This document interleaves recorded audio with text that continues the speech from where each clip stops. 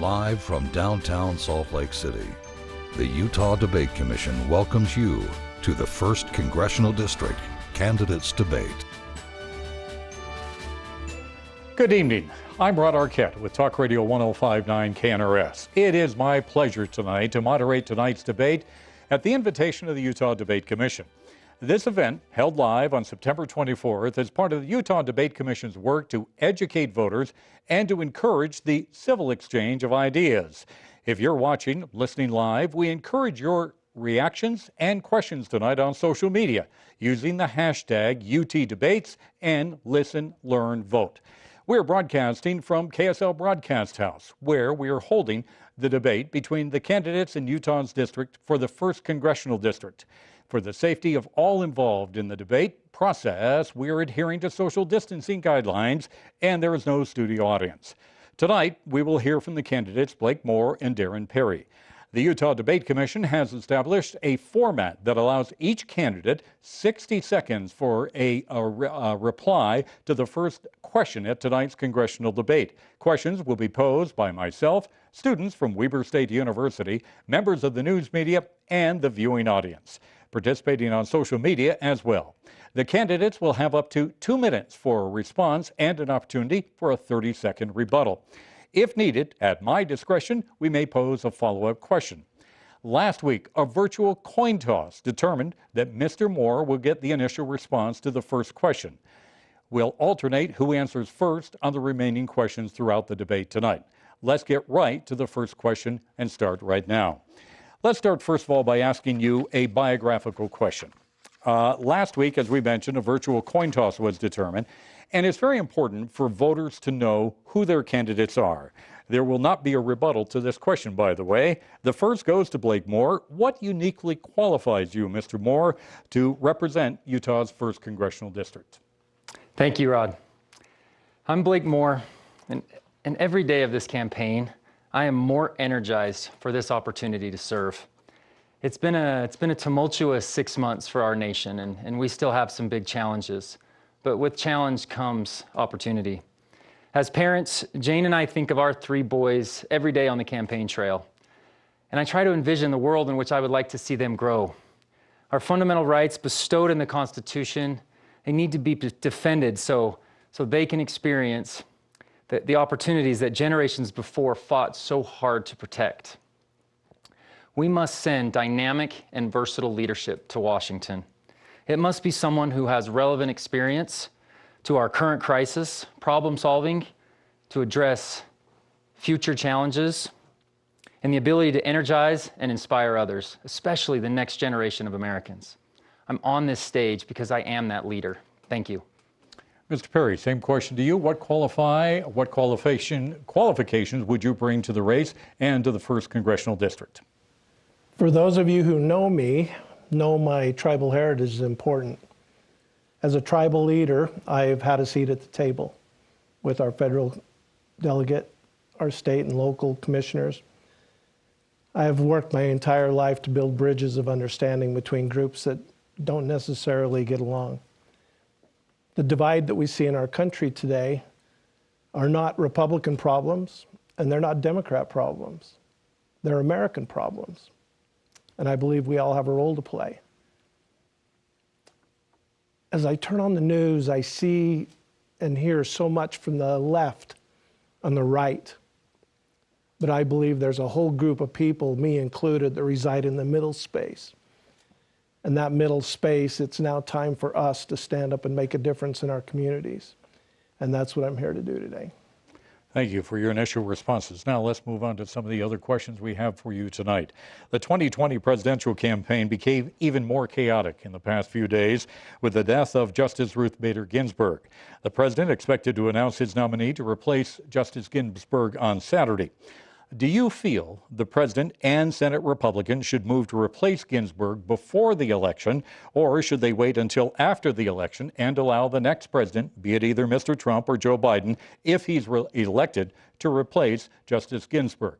Mr. Perry.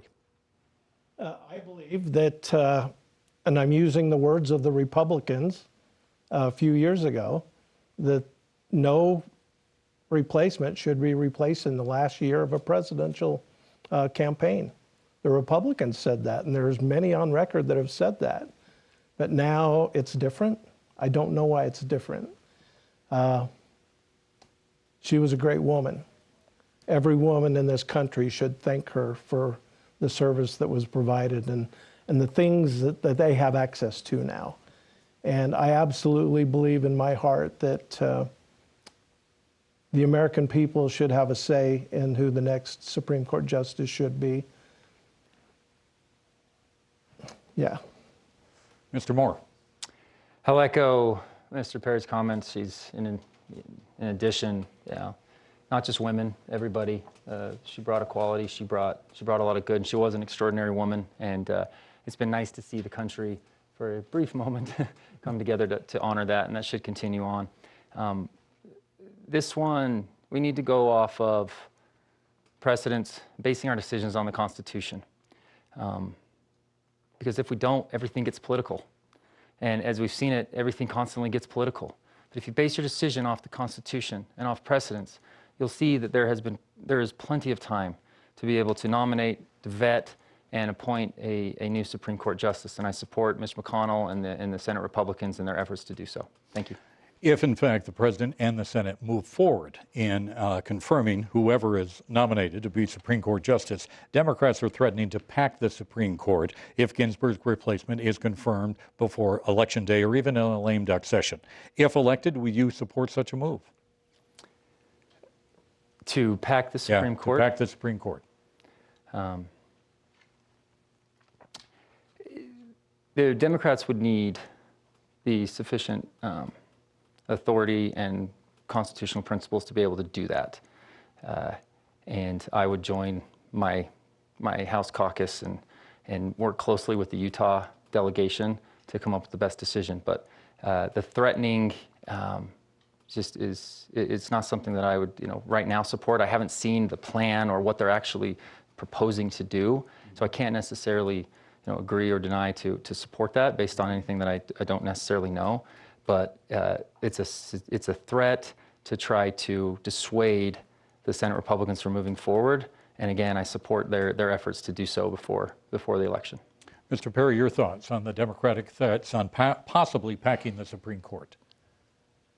Rod, that's the problem we see today.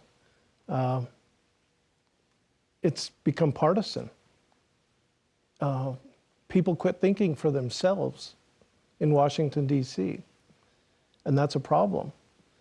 I don't see the answer as packing the Supreme Court, even if they have the ability to do so, because what's to stop the next group, if one party's in control again, to do the same thing? The Constitution was set up with checks and balances. It gave certain authority to different groups to make decisions and not hold all the power. And we've seen with this president, by executive order after executive order, circumvent the process. So I stand for the Constitution. I stand for taking partisan politics out of it and doing the right thing. We've got to just get back to, in this country, to doing the right thing. But I want to make sure both of you would oppose or agree with packing the court if there was such a Democratic move. Oppose. You would oppose, and Mr. Moore? Likewise. Same thing. All right. Our next question comes from Lad Egan with KSL Television, Channel 5. It is a video question. You can see it on the monitor here to your right. Hello, I'm Lad Egan with KSL. The CDC says it needs an extra $6 billion to deliver the coronavirus vaccine, but Congress has stalled on passing a new relief bill with the necessary funds. My question is, if elected to represent Utah in D.C., what would you do differently to address the ongoing pandemic and speed up vaccine distribution? Mr. Perry, your response. Again, we need to take the partisanship out of this. And I'll make a commitment to you right now. I will never, ever, ever vote party over people.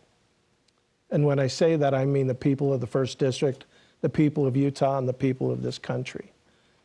They deserve that. And if we can get a vaccine in that timely manner, then absolutely we need to spend the money to get that vaccine. People's lives are at stake. This isn't something that we should be fighting about. And it shouldn't be a political pawn in the game.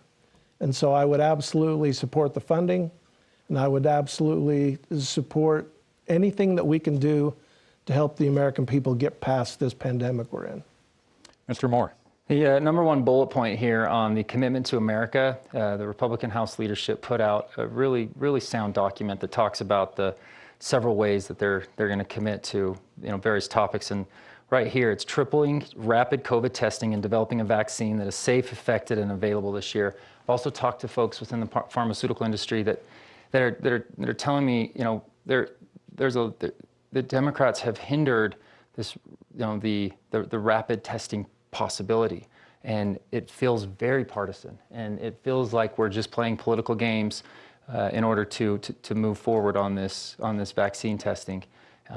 This is something that we have to get back to our way of life, and I'm obviously very supportive of making sure that we have what we need to do the proper testing so it's safe, but we can push this along so we can do it at a more rapid rate. All right, I want to follow a question before we go to our next questioner. You both talked about the vaccine. Top health officials yesterday told the Senate committee that if a vaccine was available, they would in fact take it, and they would recommend their family would take it. My question to you, first of all, is are we moving too fast on a vaccine? And if it became available, would you take it? We go first of all to Mr. Perry and then Mr. Moore. My wife's a research nurse. She's actually been assigned to the COVID study. We have to make sure we follow the process that's been set in place. And that requires testing, it requires a placebo, it requires all kinds of things. But at the end of the day, as long as we don't circumvent the system, which will provide a safer product, then I'm all for getting it out there as quick as we can, as long as we test the way we should test and the way we've tested forever. And if that process were to follow, would you get a vaccine? Yes. Okay, Mr. Moore, same question to you. Yes, I would get a vaccine. I recommend my family getting a vaccine. We would plan to do it. We would base it off of the science that's available. We absolutely have to do this in a safe and effective manner. And then support a phased approach into this, going to the most vulnerable first. That's how we're going about opening up our economy right now too. There is vulnerable populations. If we can keep them safe, others of us have been able to at least start interacting. We take precautions. We don't have to have a vaccine before we continue to at least inch forward in our economy. All right, our next question, a follow-up to Lad Egan's question about the deficit and a stimulus package and the impact it has on our budget. It comes to us from Weber State University student Brody Bailey. Again, it is on video. Hi, my name is Brody Bailey, and I'm a student at Weber State University. My question is, with the recent economic impact bills that have been passed to try and mitigate the economic effects of COVID-19, what actions would you take in order to decrease the ballooning deficit and debt? Mr. Moore. Yeah. Any additional stimulus that's done, we have to do this in a very stratified or strategic approach. We blanketed the economy with kind of money, mass money going everywhere. Right? That caused some initial conflicts where we were incentivizing people not to work. And when we figured out after a few weeks, there was industries that were able to work, but our tourism and hospitality industries have been hit hard, or we've had an energy boom or a bust cycle that's gone through. There are industries that we need to be thoughtful of and consider in a future package. Now, we all wish we were doing this from a strong financial situation or a balanced budget, but we're not. And we need to fix that debt culture that exists in Washington. That motivated me first, before we ever got into a coronavirus or anything, going back and being in Washington, somebody that could go and establish himself, work on pushing over budget proposals so we could see about getting us back to that 1997 deal. But we have to be very strategic in our next approach, if any. Mr. Perry, your response. The thing that bothers me about bailouts and stimulus packages is the government seems to do a really good job of bailing out large business. Well, most of the business in Utah and the most business we know are small business. They're small business owners. And we need to do a better job. The people that have been most affected by this virus are our service entry-level workers, those workers that work paycheck to paycheck. They're the first that lost their health care. And they're the first that are most vulnerable in our society. We have got to do a better job taking care of the most vulnerable in our societies. And that is those frontline workers. That is the small business owner here in Utah. So I'd love to see stimulus go to them because it's going to help most Utahns. Okay. All right. Our next question comes from Glenn Mills, a reporter with KTVX Channel 4. Glenn? Gentlemen, good to see you. Hill Air Force Base is at the heart of Utah's 1st Congressional District, so let's talk defense funding. In 2019, the United States spent somewhere around $732 billion, more than any other country in the world by a long shot. Do you believe that that amount is adequate, too much, or not enough? And if you were elected, how would you work to support that position? First question, Mr. Perry. I think it's too much. And I think we have a strong, wonderful military system. The work that they do is critical to the mission that they provide and making sure we are safe. But I think it's too much. Our priorities are a little out of place.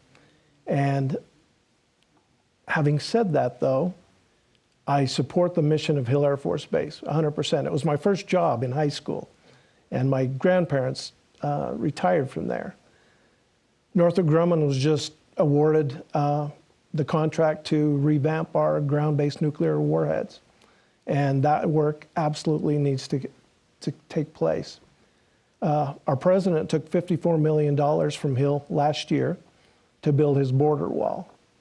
And that is not acceptable. And as your congressman, I will fight every day to make sure the funding stays in place at Hill.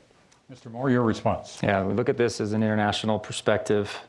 Unfortunately, China's not slowing down in their enhancements on their military grade. Their economy is going through a situation where they're going to ultimately be relying heavily on their military. I hope that day never comes.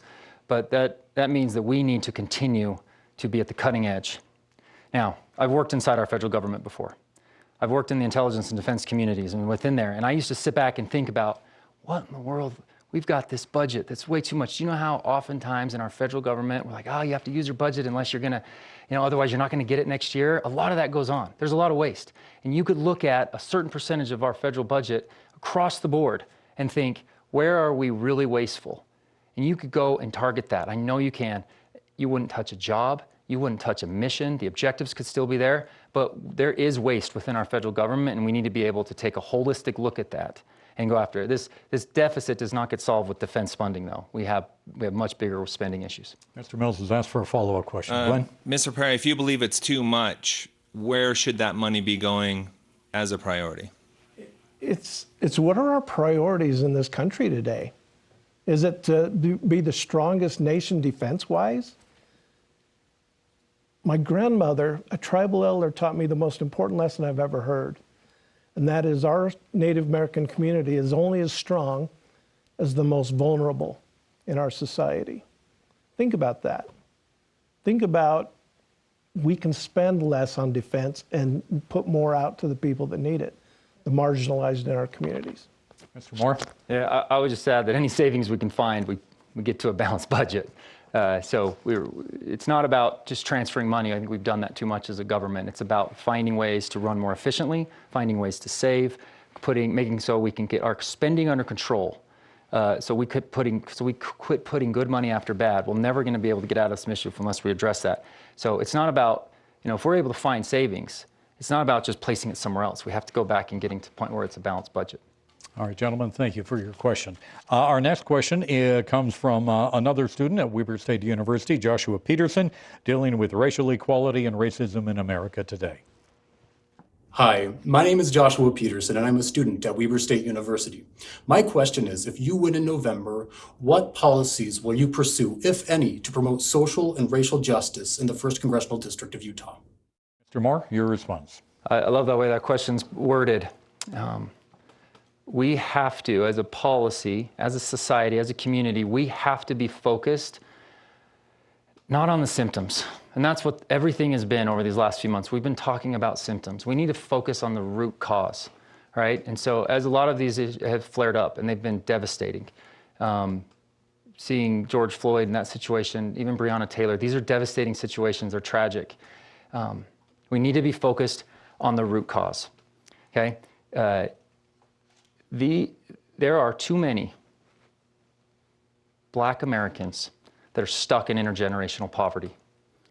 That's the cause. You can look at socioeconomic status, and that's where you draw a direct correlation to crime. That's where you're going to draw more interactions with the police, because we have too many of these members, of brothers and sisters of our communities stuck in this situation. Education, criminal justice reform, making sure that we're making smart decisions and encouraging better behavior, right? So all of these types of these things can be addressed. I'm really encouraged to see President Trump interacting with. It's a bit of a pop culture, and it's kind of funny to watch. A lot of people will joke about this on social media, but we're sincerely trying to address some of the criminal justice flaws in our system. Working with Kanye West and Kim Kardashian, Senator Lee's been involved. Those are the areas that we need to target. Then you can fix the symptoms later. Mr. Perry, your response. From the day this country was founded, our leaders that crafted the Constitution crafted a document that said that all men are created equal.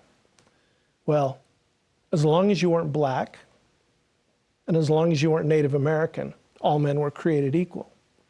So this is the system we've lived with forever. Dr. King said that riots are the voice of the unheard. I know what he means because I come from a marginalized group. I know what it's like to be not heard. I know what it's like to not have a seat at the table. If we want to fix the racial injustices in this country, we have to make a concerted effort to give those marginalized groups a seat, to give them a voice, to make sure we listen, really listen. We all have racial biases in some way or another, but we need to listen. We need to acknowledge past wrongs. Our current president doesn't want to teach that now. He wants to make sure we only teach patriotic things in our schools. We need to learn from the past. And then as we're learning from the past, we need to enact changes that will really change America. Black lives matter, and all lives matter, but they won't matter until Black lives matter. All right, our next question is a social media question coming to us on Facebook, and it deals with a topic that I know both of you candidates have been talking about. It comes from Ryan Carter, and he asks, what will you do to improve civility and bipartisan cooperation in Congress, and how can we fix the stalemate of partisanship in Washington? And I believe we start with Mr. Perry. You fix it by being the first person that doesn't vote with the party. You fix it by voting your conscience. You can't tell me during the presidential impeachment that every lawmaker on both sides of the aisle, except one, voted their conscience. They voted because their party, they were afraid what was going to happen with the party. And if you don't believe me, look at the backlash that Mitt Romney suffered. We have got to get the partisan politics out of this. We've got to make decisions that reflect our values. And we've got to start doing that as soon as we get there. Tone matters. Leadership matters. This election, more than any other time, matters that we elect somebody that knows how to bring people together. Mr. Moore, your response. Yeah, I've thought, as I think about, and particularly for debate prep, as you think about all the various topics you can talk about, every single one of them has a point of common ground that I know if you were to put 100 people in the room, you'd be able to find common ground, and then you build from there.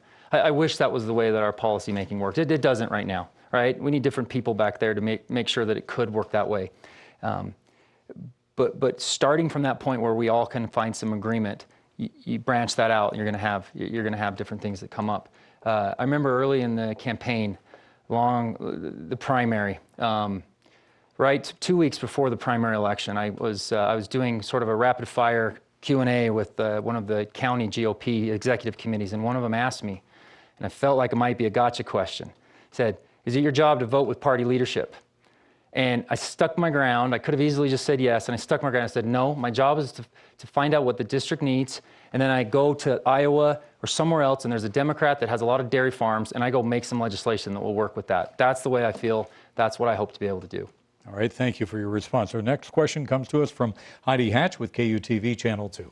Good evening, gentlemen. You've talked a little bit about the stimulus packages we've been dealing with already, and also the burgeoning debt we have in our country. When it comes to the bottom line of most families and how they look at the future and how well they're doing, it comes down to the economy. What can you do the first day in your office to hit the ground running to help the economy here in Utah and really nationally, because no state is an island, to make sure that families know that they have some solid ground underneath them without adding to that burgeoning debt? That question begins with Mr. Moore. To reevaluate our small business regulatory environment.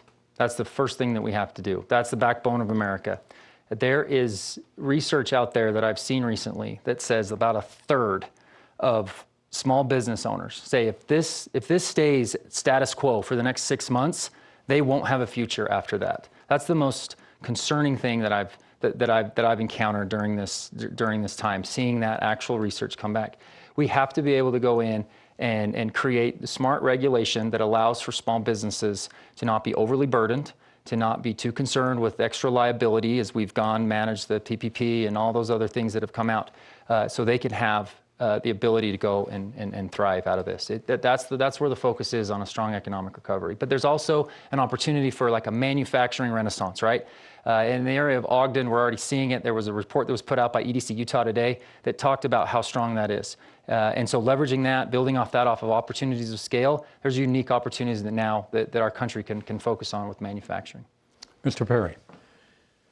I agree with a lot with what Blake said, but I think there's additional things that we can do.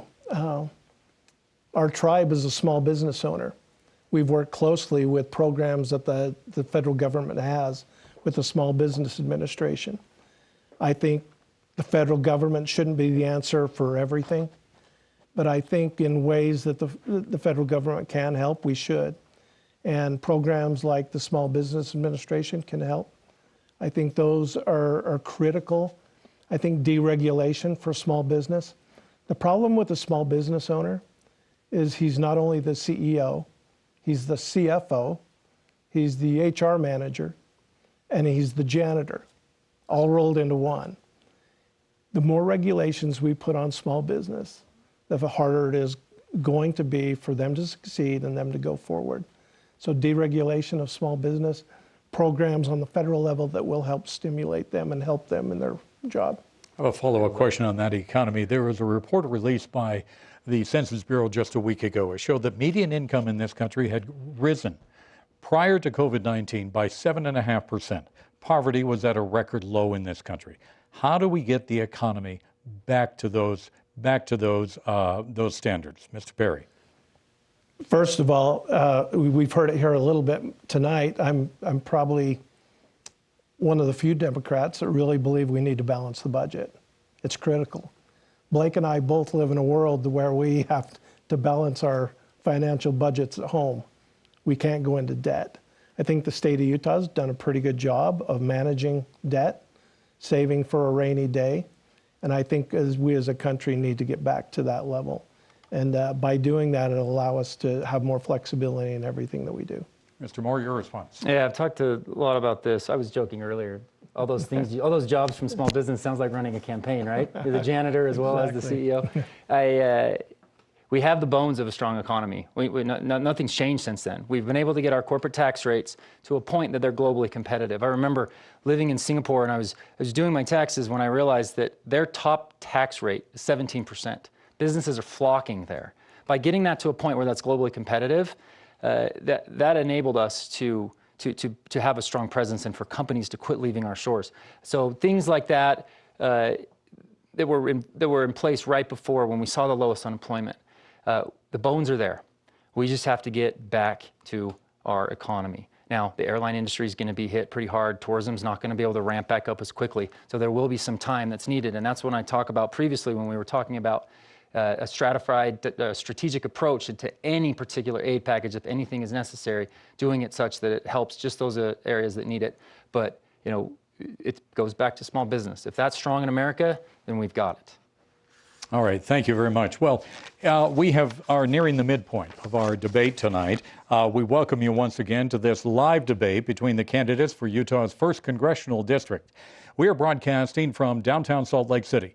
This is one of several debates sponsored by the Utah Debate Commission, taking place prior to the general election, which will be held on November 3rd to provide voters an opportunity to hear the candidates running for federal office. As a reminder, on social media, use the hashtag UTDebates and listen, learn, vote. Now back to our exchange. We go to a video question. This again coming to us from a student at Weber State University, Andrew Waldrop. My name is Andrew Waldrop, and I'm a student at Weber State University. With the millions of acres of destruction in the Pacific Northwest due to wildfires, what steps can be taken to mitigate the possibility of this happening in Utah? Mr. Moore, your response. Utah does we hit above our weight on the ability to address this in our forests. Talked to several firefighters in Uinta County, and they have really good sound processes that they take for this. This becomes the debate between, federal land and state-run land, and the proximity of our state officials to be able to go and make sure that we do that. That's the first priority, is to make sure that we're letting the experts address that and go through. And I believe that we've been able to do a good job at that. And so as far as an action to take, that would be one of the first things. But we also have to think about our environment too. We're seeing droughts, and we need to be able to be level-headed, pragmatic, and address any type of global warming, climate change, whatever you want to call it, clean air. We all want to call it something different, but we have to be able to go about that in a sound approach and not overly, not overdo it so we cripple ourselves. Mr. Perry, your response. What I like to say is Utah's lucky. That's all I'm going to say about that, is Utah's lucky that we haven't seen the destruction that California has. There's two factors that play into the wildfires that we see on the Northwest, and some of them here at home. The first thing is climate change. Climate change is real. Our scientists tell us it's real. The average temperature has increased 2 degrees, which is really almost unimaginable going forward. We've got to take steps to make sure that we address the climate change issue. The other that we very rarely think about is we need to manage our forests better. The undergrowth that are in the forest today, and I hunt a lot, and you can't even walk through the forest because of the undergrowth. Native Americans managed fire by setting fire to that undergrowth, and we got to get back to managing the forest as well as deal with climate change. I want to follow up on that. The question, this is, pardon the pun, rekindled the debate, so to speak, over our forests, the environment, climate change, managing the forest. How do you find common ground between those two opinions? Because you have on one, it's being caused by climate change. On the other hand, you have what you just said, Mr. Perry, dealing with forests, fighting fire with fire, so to speak, has been done in the past. How do we find common ground on that? I'll begin with Mr. Perry. You find common ground by adopting the public lands policy that I have come up with. One is it needs to be a fair and open process. Two, you need to invite all players to the table, not just the environmentalists and not just the loggers, but you need all voices at the table. Then you can sit down with federal land managers and work out a system that benefits everyone. No one side should be the winner take all in all of this. And I think there's sound management processes that we can follow to manage the forest, manage it the way Native Americans managed it. They lived a sustainable life for thousands of years, and they made sure that they controlled fires because they set controlled burns. And so there's going to be logging, there's going to be roads in certain areas, but we need to invite more players to the table to make sound decisions for our forests and environment. Mr. Moore, finding common ground, climate change or forest management? Research and case studies is what I'll say. We we have enough successes, and Utah's been lucky. It's not, but we're taking an approach that we can address this. So having the people closest to it weigh in, the stakeholders involved, not having politicians just constantly weigh in on this, and this is a matter of just looking at what's been successful and making plans for the future. Our next question comes to us from Ben Winslow with Fox 13 News. Gentlemen, we ask questions of you a lot, but this time I'm going to give you the opportunity to ask questions of each other and get an answer. So I would like you to ask each other a question and get an answer. Mr. Moore, we'll give you that first opportunity. Oh, I don't want to miss my chance here. Be careful, I'm going to ask you. Yeah, if I were to be elected, two-part question. Obviously, would you be willing to engage and work closely with me? And second, what would you say is the most important thing to keep really strong, positive relationships from our communities and with Native American tribes here, Shawnee, Ute tribe, everything? What's the key to that success? Well, thank you. I would absolutely give you 100% support if elected. We were texting back and forth during the primary and thought how cool it would be if we were to run against each other, because we always felt like we would keep it on the high ground and talk policy and what we can do to make Utah a better place to live. How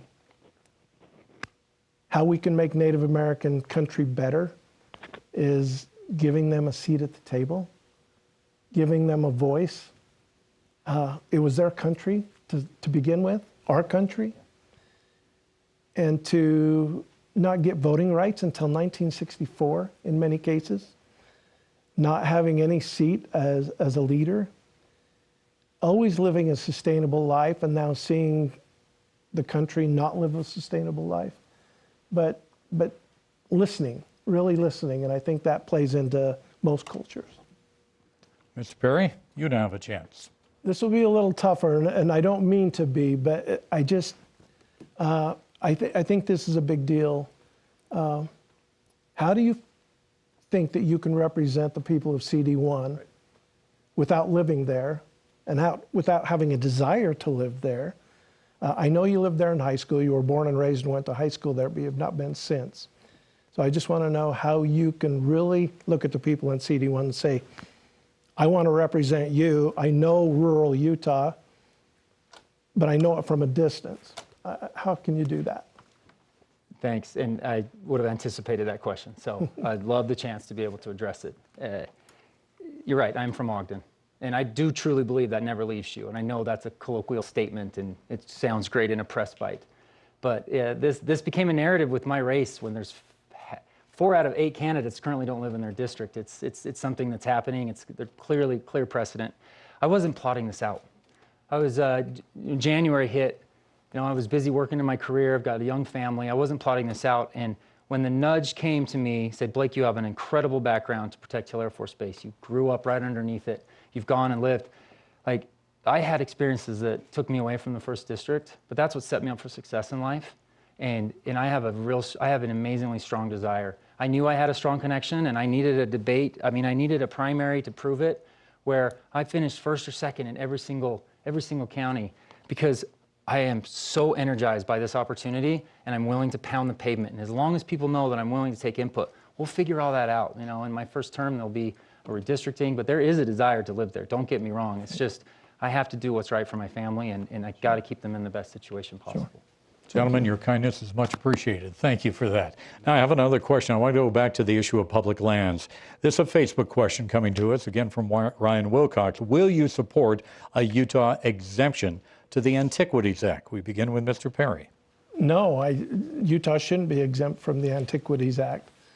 That act was put into place for protections of the public lands that we all enjoy. I will work hard as your congressman to make sure the public lands stay public. It's vital. And in fact, COVID-19 has taught us how vital those are. While the tourism industry has taken a hit, in some ways, there were greater use on our public lands. People in Utah are staying closer to home. They're using those public lands, and there was a high output of people visiting the public lands in the areas that they live. And getting around the Antiquities Act is not the way to go. Mr. Moore. So I have not seen the details of what that exemption would look like and everything associated to it, but I do not support the Antiquities Act the way that it's been used. We need cooler heads to prevail before it ever comes to that. And that's not a statement in anything against our public lands. I have a very, very strong support of the balance that's needed there. But we have to get away from executive action. And we've seen it grow in the last 2 presidencies. That's because Congress can't work. Congress can't figure this out. They cannot work together. And it just leaves the President of the United States left for this option. I don't believe the last 2 presidents have just died to do that with so much executive action, but it's reality, and they've done it.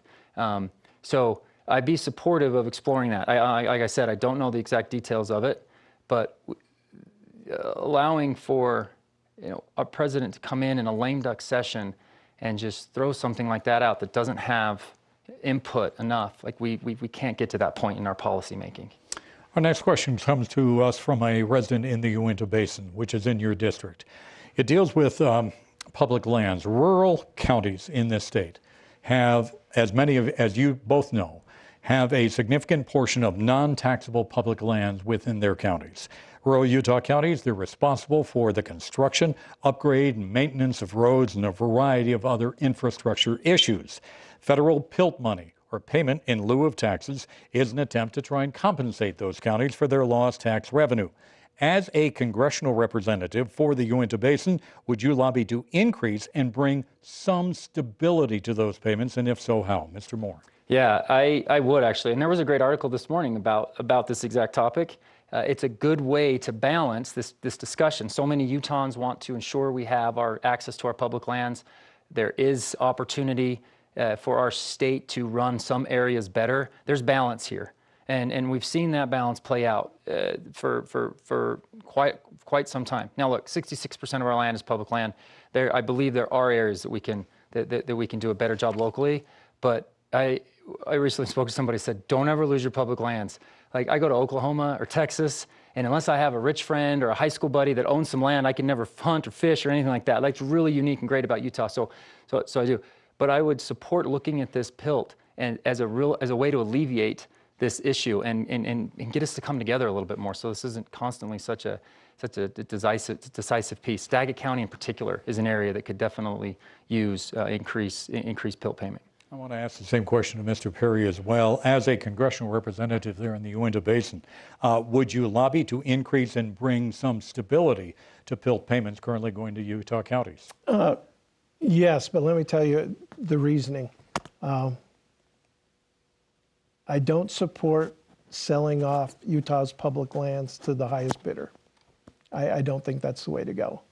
I do believe federal managers should work with local commissioners and others and see if there's a way that we can make those public lands usable. There's been a couple of water deals signed out in that area that make sense, that transferred those water rights to the residents that live there. The federal government did that. I would work hard every day as a congressman, though, to make sure that those federal lands are taxed at appropriate rate, that those counties that really rely on that can see a sizable increase in the revenue that comes in from those public lands. We've shortchanged counties way too much on the federal side, and that needs to be fixed. So both of you agree the P.I.L.T payment should be increased to counties? Absolutely. To your counties. All right, I have another question concerning that. As a congressional representative for the Uinta Basin, what would you support fossil fuel extraction on public lands? Mr. Perry. You asked the Native American who has many Native American brothers and sisters in the Uinta Basin, whose only money source has been gas and oil. It's a trick question. It's a tough question to navigate.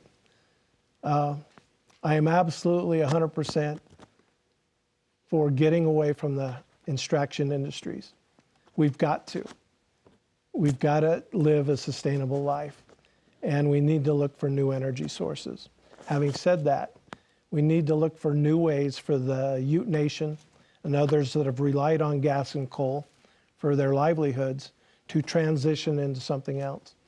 I sat on a panel a couple of years ago in Sun Valley at a sustainability conference There was a mayor from Pikesville, Kentucky, relied on 100% coal, and they talked about what they did to transition the whole community away from coal into another way to make a living. We got to do that. Mr. Moore, how about the extraction of fossil fuels on our public lands? Yes, I support it. The Uinta Basin is strongly supported by that. Conversations that I've had show that people are committed without mandates to finding green technology, green options that are taking place. In particular, the waxy crude that exists out in the Uinta Basin, that there's an effort to get a rail so they can at least put that somewhere where it can be processed into Tier 3 gasoline. Now, that's a cleaner option. Using our resources to be able to invest smartly to make improvements is the policy outlook that I would explore. All right, another question. A coalition recently in Washington of Republicans and Democrats in the House recently formed a caucus called the Problem Solvers. The group has called on Congress to develop a stimulus package, among other things. Would you join a caucus, and is that an example of leadership that both of you say currently Washington lacks right now? Mr. Moore.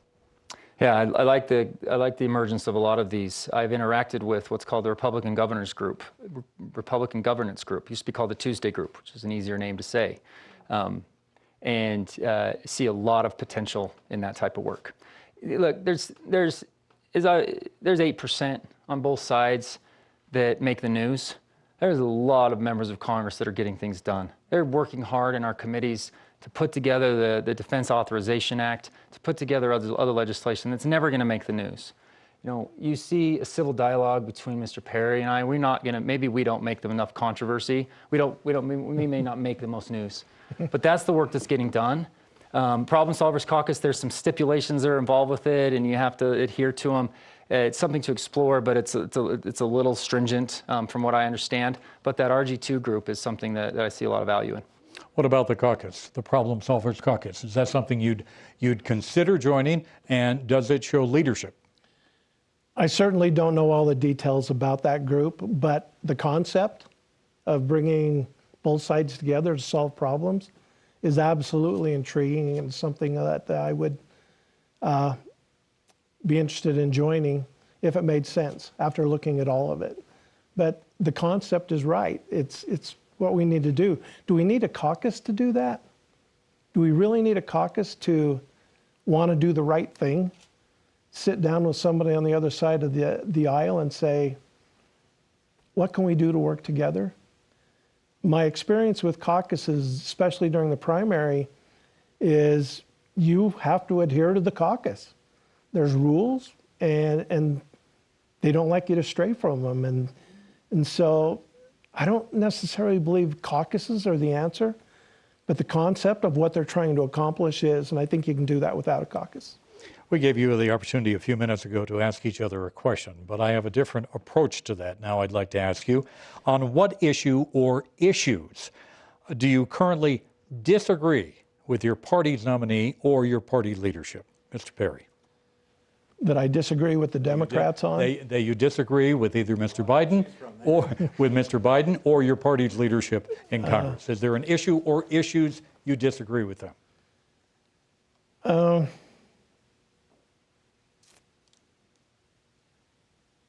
I'm sure there are. That's a great question, though. I think we need to do everything we can to balance the budget. I don't believe that big government, and generally Democrats believe in big government. I don't believe big government's the answer. I believe public-private enterprise is the best way to go. And as a congressman, I would work hard every day to make sure the federal government is there as a resource and a financial resource if needed. But I don't believe big government's the answer, and I will die on that hill. I just don't believe that's the way to do it. Thank you. Mr. Moore, let me ask you that one again. On what issue or issues do you currently disagree with your party's presidential nominee or party leadership, and why? Yeah, we haven't done enough. We haven't done enough to be able to curb spending, and you can't have a balanced budget. You can't be fiscally responsible without doing that. But I recently put out this, a 30-second ad, and I'll save you all the time to go and watch it. But conservative means more to me. It means looking after the economy and your neighbor. It means ensuring families have what they need to succeed, and it means embracing that entrepreneurial spirit, so that everybody can succeed. Those kind of things. But I love that part about the economy and the neighbor. We don't do a good enough job of communicating, especially Republicans. We don't do a good enough job of communicating to the next generation.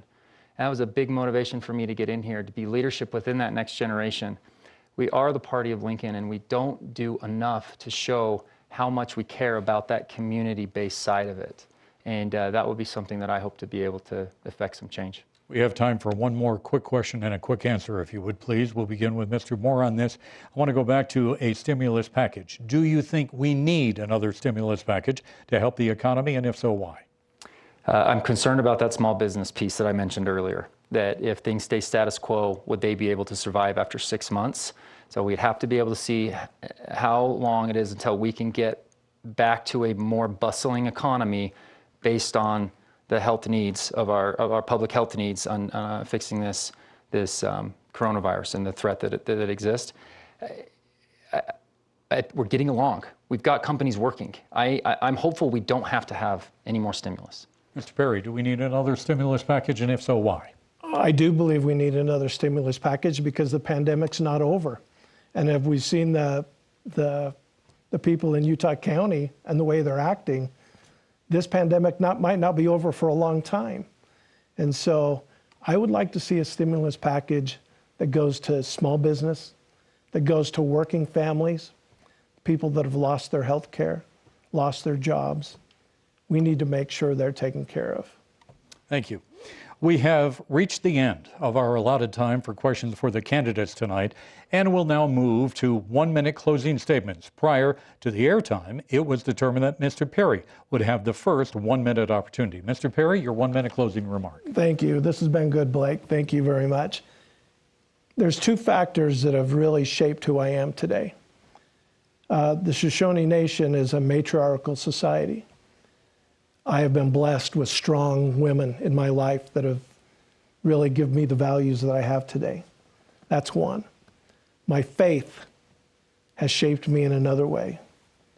I am a Utah Democrat because of my faith in the LDS Church, not in spite of it. I made promises to leave the 99 and go after the 1. I've made promises to comfort those who stand in need of comfort and mourn with those who mourn. If we are true as a society of taking care of one another, if my basket is full of food and yours is not, I have failed. And I will do everything in my power to be a representative for all of our people. Final 1-minute opportunity to Mr. Moore.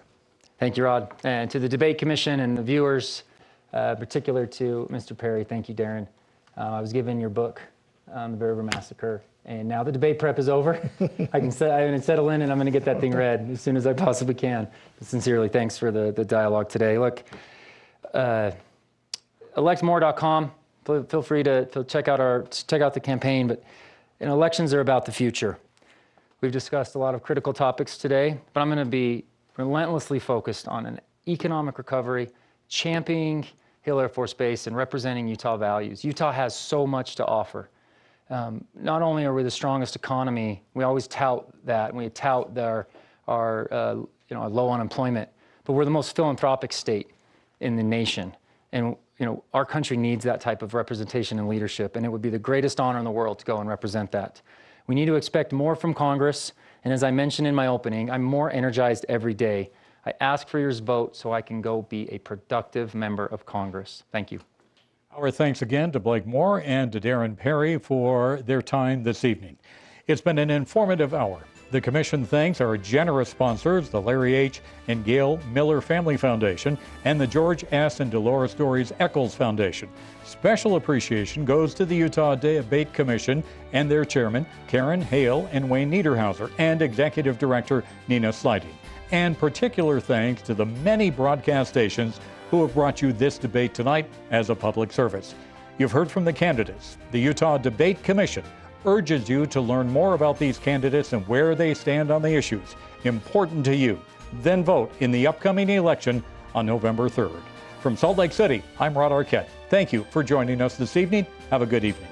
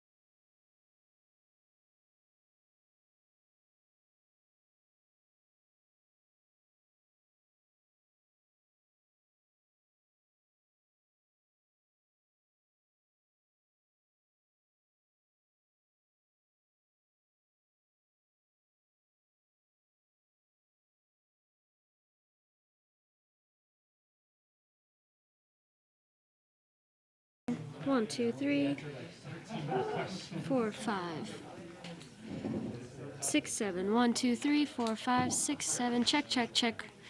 Check, check, mic. 1, 2, 3, 4, 5, 6, 7, 8, 9, 10. Check 1, 2, 3, 4. He's still plugging in for a second. You might be able to take a break for a second. Okay. Okay, bye. How does everybody feel? 1, 2. I'm a little hungry, but other than that, are we good? We good? We good on the check? Okay.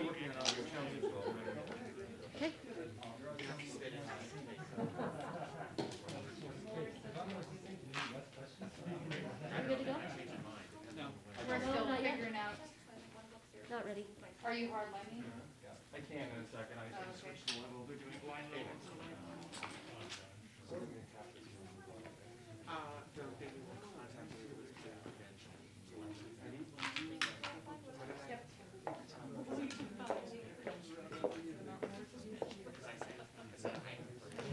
Testing, testing, 1, 2, 3, 4, 5, 6. If you vote for me, we'll have lemonade in the drinking fountains, chicken nuggets for lunch every day. Test, test, 1, 2, 3.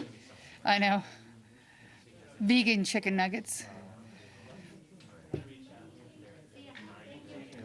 Are you working or no, your mic? Not yet. Not yet? Hard line. Can you hang up there for just a second? Yep.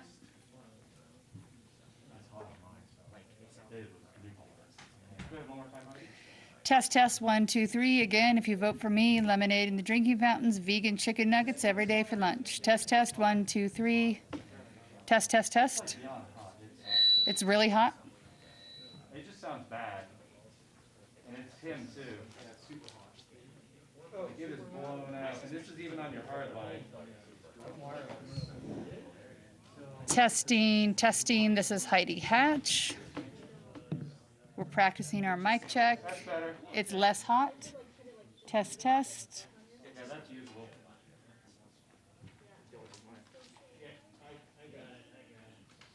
Testing, testing. 1, 2, 3, 6, 9, 12, 15, 18, 21, 24. Are we good? Yeah, thank you.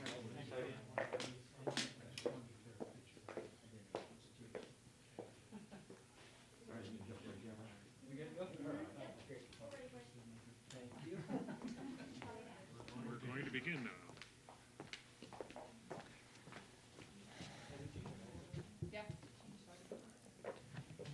Hey Blake, I'd like to get your thoughts on this narrative we're starting to hear play out on the national level of whether or not there will be a peaceful transfer of power. Yeah. I loved Senator McConnell's tweet today. Said the winner of the November 3rd election will be sworn in on January 20th. There will be a peaceful transfer of power. Like there's been since 1792, I believe. So I'm obviously very supportive of that. I think that our Utah delegation would be very supportive of that. I've spoken and I've even put out some comment on balloting. Utah has shown that they can do this in an effective manner. You go back to the Constitution. Is that truly a secret ballot? Those are all things we need to consider. But there's a lot of states. There's 5 that have had a good track record of this, and there is cause to be concerned. That's why I like to look at things in a 360 issue and not just spout out anything. There is cause to be concerned. But yes, the winner of the election there'll be a peaceful transfer of power. It has to be. That's American. Will this be a fair election? I'm confident that it will. And is it dangerous to suggest otherwise? I think that what's important is making sure to communicate the facts. When I was looking into this, I actually would take a look at a lot of the stuff that Dan Crenshaw was communicating and putting out, and there was a 360 view of this, and we have to be able to look at the facts and say that. So, easy sidebar flippant comments. We have to avoid that. We have to talk about the actual facts of it. At this point, it looks like possibly by the time the next Congress is in session, it could be beyond the election, even months afterwards, that there's still discussion of another stimulus coming. You talked about it a little bit in the debate, but what needs to be done? Here in Utah, we fared a little bit better than other states. Is there something that needs to be done nationally with the stimulus to make sure that we can keep going and not fall into a giant hole we can't get out of? Yeah, I'll reiterate the importance of focusing on small business. But as I've had discussions with people about this, particularly talking to folks that are really concerned about our tourism, our hospitality industries, they are usually in areas where if we put a stimulus out there that's just based off of population, that's not sufficient for an area, say like Summit County, that takes in a lot of people in a given time, but their population, so that population center grows quickly. This is, anything that is done further needs to be based off of like need, not necessarily just off of a metric that is to some degree somewhat arbitrary. So we just have to have a thoughtful approach. Now, in April, when this was all going down and Rudy Gobert, got the thing and we didn't know what it was and Congress needed to act fast, I get it, but we quickly saw how that policy, the policy we put in place quickly started incentivizing people not to work, even though there was plenty reason they could be back at work and it was plenty safe. So that policy, we have to avoid that type of stuff. So. Any other questions here? Well, we were easy on you. Yes, you were. Any questions from Zoom participants? Yes. This is Amy Joy. Can anybody hear me? Yes, we hear you great. Okay. Now, I wanted to ask, as you've pounded the pavement and hit the campaign trail throughout the district, what's been the most significant concern raised by potential constituents in this race? Like what's bothering them most? Is it COVID? Is it the economy? What's on their minds? The beautiful part about being able to talk to constituents is you don't talk in general terms with the economy. You talk specifically to ag. You talk specifically to tourism, and so just hearing their piece. The thing that rings out the most to me is the ag world, and that was a real big scare, right? The richest country in the world, for a few weeks, our grocery stores were bare, and it wasn't because we couldn't produce the food. It was a distribution channel method. It was an inability to get the right workers in place. Those are the things. So yeah, our campaign has been dominated. I'm not going to lie, our campaign's been dominated by discussions of COVID, but it's constituents, they just want to know you. I love the convention because there's 1,000 people and you have a chance to really connect and call and talk to people about the way you would approach certain decisions and questions. They don't expect perfection out of any of the candidates. They just want to know, are you willing to take input, and are you willing to hear us out? And that's been a really, really great experience to have. So everybody's got different issues, but the economy is the constant piece, and it's their own little world on how it affects it. I have a follow-up question, if that's okay. Mm-hmm. So, because we saw how bare the shelves were at the grocery stores, you saw lamb producers who weren't able to get their animals to market. I mean, it was a mess. Mm-hmm. Chicks were flying off the shelves in little farm stores.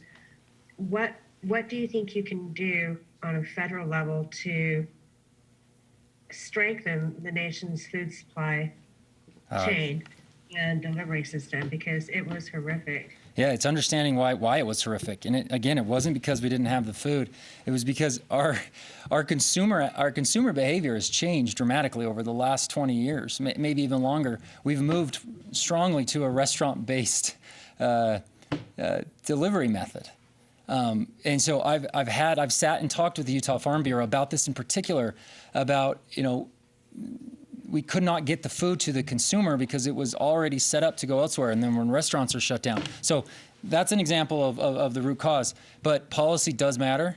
You saw our state delegation, particularly Senator Lee, step in with some of our lamb producers and get the Greeley plant to not shut down its lamb production piece, the processing piece. If that were to have happened, we had nowhere to put our lamb. There was not enough time to build a facility to take that lamb. Those ranches are gone. That's, you can't, that takes a couple years to ramp up a facility. And by that time, there's not the proper process that would allow for our land producers to exist. So policy does matter. We've allowed for too much foreign production of food. And you see when we shut our borders down how scary that can be. So it's supporting policies that protect our farmers. It's making sure that there's transparency in pricing, so it allows for the producers, a dairy farmer, he or she does not have the ability to impact the price at all. And I've loved digging into these issues. The Farm Bureau asked me 3 things.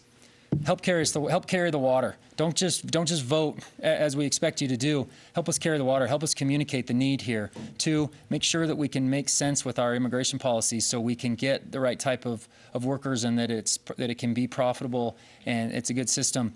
And then just make sure continue to be a good player in our Utah delegation. There's a strength there, and I look forward to potential of if I'm successful to be a part of that. Thank you. Hi, can I ask a question? This is Tim Vandenek at the Standard Examiner. Heather Blake. Hi, Tim. Yep. Well, I've asked you this a couple of times, and you've been asked a couple other times, the whole residency question. Do you think is it fair to ask that? Is it a kind of a moot point, or, are your Ogden roots enough? We've got big problems going on in our country right now, Tim. And we've addressed this, and I've answered it honestly every single time, and I'm not trying to dismiss anything, but coming through the primary, I've shown that I have a strong connection to the district. My family, I went and served our country overseas. That never gets discussed, right? It does, and but there are things that took me away from the first district, and as I evaluated I felt like I had a unique something to offer, and I wasn't in the situation, and I looked at the Constitution matters. The Constitution sends your best people back. That's why we have 4 out of 8 of our congressional candidates currently not living in their district. This is not an unprecedented. It became a narrative with me. I get it. I'm okay with it. We'll deal with it. But I know I'm strongly connected to the district, and I'm working my tail off, and I'll continue to do it, and I believe that it's just the start.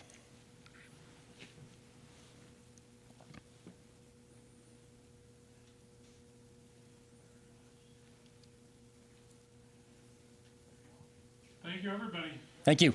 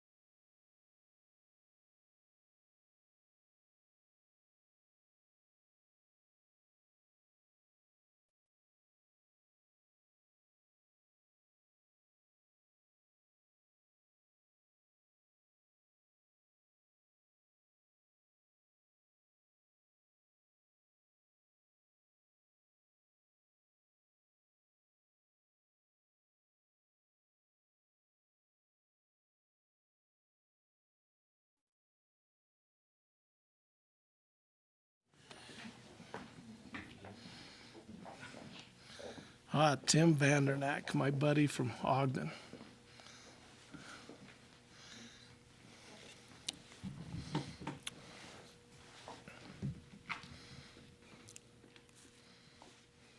So what are you hoping to do in the last, waning weeks of this campaign to try to sway a very Republican district to vote for a Democrat? Keep doing what we're doing. I have such an amazing staff of my team. They're all grad students at Utah State University, and I live up there. So the energy that they have has been really heartwarming for me. I would much rather be out shaking hands and giving hugs and talking about things, but do the most we can with social media. Look, if Blake needs to spend $1 million on TV ads, he will. I'm not that guy. I'm just not. And so we'll do what we can with the plan that we have, and that's knocking on a few doors and doing it as safely as we can and sharing our message on social media, and hope that resonates. The good thing with me, and I'm not calling attention to me, is my work as a tribal leader. I've gotten to meet a lot of people in CD1. I've lived in every county in CD1, I think, throughout my life, and so I have good relationships with people. And I just had 2 text messages from Republican lawmakers that said, "You absolutely have our support, and we'll be vocal about it." So when I decided to run for Congress, I made the announcement, and I had probably 20 phone calls from people saying, "Well, we've worked with you a lot at the legislature, and we thought you were a Republican the whole time." And I don't know if that's great or not great, but it speaks to being able to cross the aisle and have a good relationship with people. Relationships make the difference, and that's what I hope to take to Washington.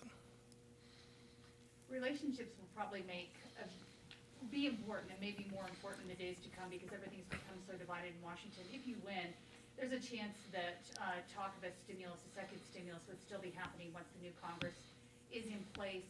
We talked about this in the debate a little, but what do you really think needs to happen to make sure that a lot of those small businesses just close their doors and never reopen them again, to make sure that we keep America going? Well, if COVID stays the way it is and it continues, I actually don't agree with the president on hardly anything. But I think the PPP for small business, allowing them to keep employees, was a big deal, and I'd love to see that continue. I'd love to see unemployment benefits extended. I'd love to see those who lost their health care be put under Medicaid until the pandemic's over and they can get back to full employment. There are very few people in our society, I believe, that want to really just take advantage of the system. I think most people want to go back to work, but they want to do it safely. They want to earn a living. You just feel better when you're working for what you receive. And so, but I think the federal government has a role to play here as long as the pandemic continues. Once it's over, then we can kind of get back to making tough decisions that are going to affect the economy and other things. But we should never do that on the backs of the most marginalized communities that we have. Never.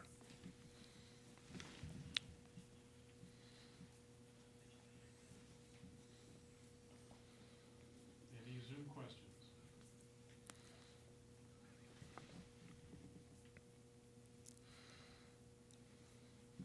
Apparently not. I guess we're done. Thanks, Sarah. Yay. Thank you. Thanks, everyone that made this possible. I have a question online. Oh. Uh-oh. Hi, it's Lee Davidson, Salt Lake Tribune. Hi, Lee. Can you say what you think about President Trump's comments about whether the election will stand? I told my wife the other day, just from hearing him talk, I thought, this isn't going to end well, because he's been setting us up for mail-in voting is not real. It can't be trusted. Well, we do it here in Utah, and it can be trusted. So, but just from the rhetoric we've seen the last couple of weeks, you knew he was paving the way for something And so that's concerning to me. I'm glad Mitt Romney spoke out about it, and I hope other leaders in the Republican Party speak out about it too, because it's really at the core of our democracy.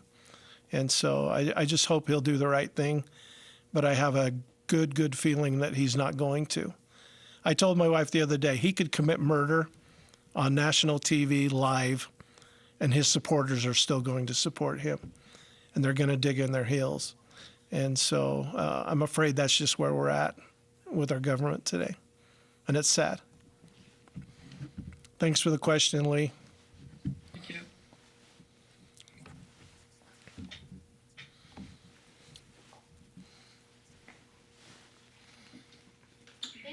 Well, thanks everyone that made this possible. Thanks for giving an old Indian a voice.